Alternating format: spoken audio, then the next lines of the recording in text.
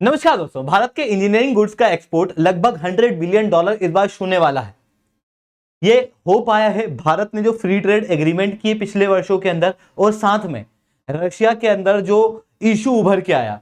अब वो कैसे हुआ उसे हम लोग समझेंगे, बट उसके पहले आप लोग मेरे साथ में SRC10 टेलीग्राम ग्रुप के ऊपर जुड़ सकते हो। मेरे क्लास की अपडेट, पीपीटी, पीडीएफ सब कुछ आपको हमें मिल जाएगा। यूपीएससी सीएससी की तैयारी करना है, इंडिया के टॉप एजुकेटर से अगर आप लोगों को ऑफलाइन क्लासेस के अंदर पढ़ना है तो अनअकैडमी अब केवल ऑनलाइन नहीं रहा है, बल्कि अनअकैडमी अब ऑफलाइन भी आ चुका है। दिल्ली के करोलबाग मुखर्जी नगर के अंदर, प्रयागराज के सिविल लाइंस के अंदर ऑलरेडी हमारे सेंटर्स जो है वो खोले जा चुके हैं। आप चाहते हो तो वहां पर विजिट कर सकते हो। इसके अलावा 31 मार्च को होने वाला है अभियान 2024, जहां पर एक ऑल इंडिया टेस्ट सीरीज बिल्कुल free of cost her UPSC के बच्चे के लिए, अगर आप ऑनलाइन देना चाहते हो तो ऑनलाइन और ऑफलाइन देना चाहते हो तो ऑफलाइन, हमारे सेंटर पे आके दे सकते हो। बट उसके लिए आपको पहले से यहां पर रजिस्टर करना पड़ेगा। चलिए दोस्तों, आप समझने का प्रयास करते हैं यहां पे क्या हुआ है। देखो, पिछले कुछ वर्षों में भारत ने बायलैटरल फ्री ट्रेड एग्रीमेंट किए। मल्टीलैटरल फ्री ट्रेड एग्रीमेंट की बात आई तो भारत ने वो नहीं किए। जैसे आरसेप से अपना हाथ जो है वो हम लोगों ने पीछे कर लिया।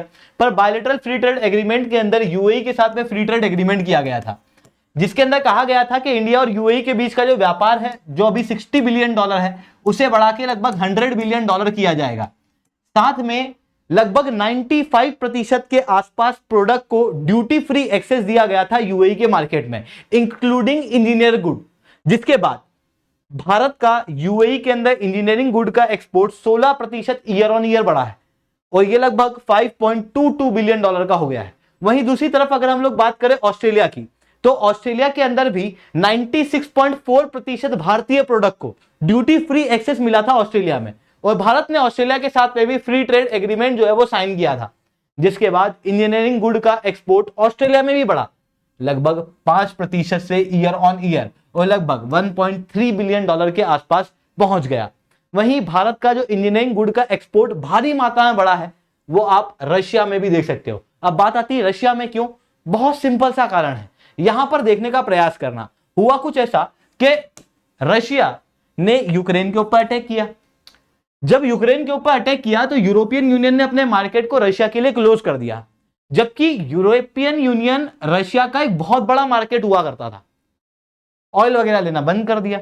ऐसी कंडीशन में रशिया ने अपने मार्केट के रूप में दूसरे देशों को देखा, खास रूप से एशियाई देशों को, जहां पर इंडिया, चाइना इनको डिस्काउंटेड रेट के अंदर ऑयल प्रदान किए। हालांकि यूनाइटेड स्टेट द्वारा रशिया के ऊपर सैंक्शन लगाए गए थे।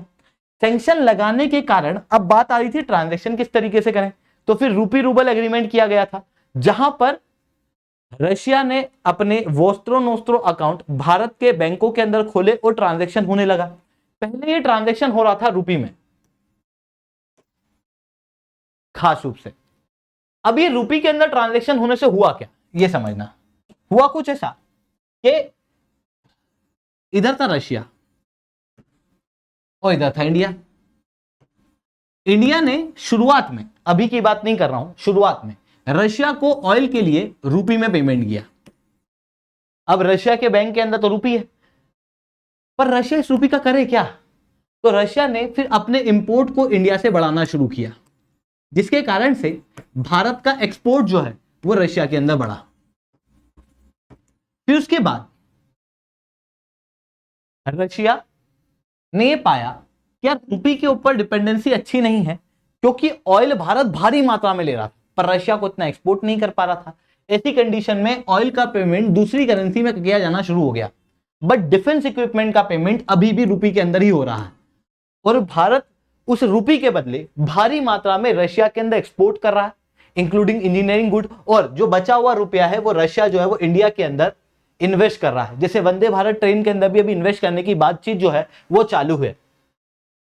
इन सारी चीजों के चलते रशिया के अंदर भारत का इंजीनियरिंग गुड का एक्सपोर्ट भारी मात्रा में बढ़ा, और एक्सेल से लेके और पता नहीं क्या क्या आइटम जो है वो हम लोगों ने बेचे, आप यहां पर क्लियरली देख सकते हो। वहीं अगर हम तीसरी तरफ देखें तो यूनाइटेड स्टेट्स ऑफ अमेरिका, जो भारत का सबसे बड़ा इंजीनियरिंग गुड का खरीदार है, उस यूनाइटेड स्टेट से कोई फ्री ट्रेड एग्रीमेंट हमारा था नहीं। ऐसी कंडीशन में यूनाइटेड स्टेट्स के अंदर चाइना के साथ में भी हमारा कोई फ्री ट्रेड एग्रीमेंट नहीं था। चाइना के साथ में भी जो इंजीनियरिंग गुड का एक्सपोर्ट है भारत का, वो डिक्लाइन होता हुआ दिखाई दिया। केवल उन देशों में बढ़ा है जहां पर फ्री ट्रेड एग्रीमेंट है या फिर रूपी रूबल एग्रीमेंट देखने को मिला, वहां पर भारत का इंजीनियरिंग एक्सपोर्ट बढ़ता हुआ दिखाई दे रहा है। और जो इंजीनियरिंग एक्सपोर्ट पिछली बार तक 96 बिलियन डॉलर का था, वो इस बार 98 बिलियन डॉलर का देखने को मिला है फरवरी तक। एक महीना और बाकी है और ऐसा माना जा रहा है कि ये 100 बिलियन डॉलर तक छू जाएगा। अब देखना यह है कि क्या भारत का इंजीनियरिंग गुड का एक्सपोर्ट 100 बिलियन डॉलर तक छू पाता है। आप यहां पर क्लियरली देख सकते हो कि भारत का एक्सपोर्ट जो है वो एक्सपोनेंशियली राइज कर रहा है इंजीनियरिंग गुड्स के लिए। ऐसी कंडीशन में भारत के फॉरेक्स रिजर्व के लिए ये इंजीनियरिंग गुड जो है वो काफी ज्यादा इंपॉर्टेंट है।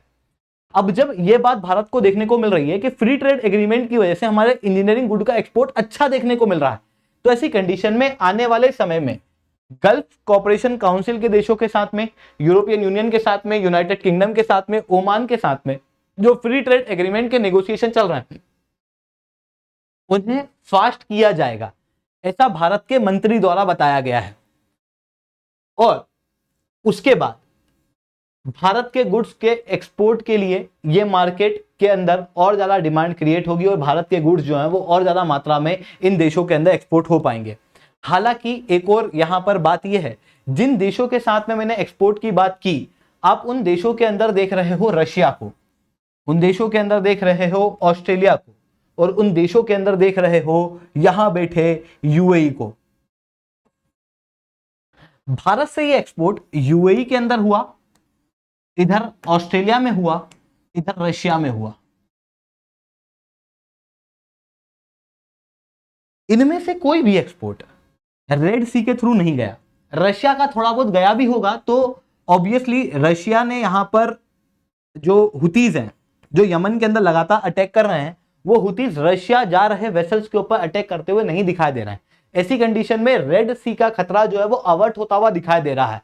बट यहां पर यह चीज भी है कि यूएस के साथ में और बाकी देशों के साथ में जो हमारे इंजीनियरिंग गुड का एक्सपोर्ट डिक्लाइन हुआ है, उसका एक बड़ा कारण यह भी माना जा रहा है कि रेड सी के अंदर यमन के अंदर हुतीज बैठे हुए हैं और वो लगातार वेसल्स के ऊपर अटैक कर रहे हैं। ऐसी कंडीशन में इंपोर्ट और एक्सपोर्ट करने के लिए जो वेसल का इंश्योरेंस है वो महंगा होता जा रहा है, जिसके कारण से उन देशों के अंदर जहां पर हम ट्रेडिशनली ज्यादा एक्सपोर्ट करते थे, वहां पर भारत का सामान महंगा हो रहा है, जिसकी वजह से डिमांड कम हो रही है और ओवरऑल रूप से डिक्लाइन देखने को मिल रहा है।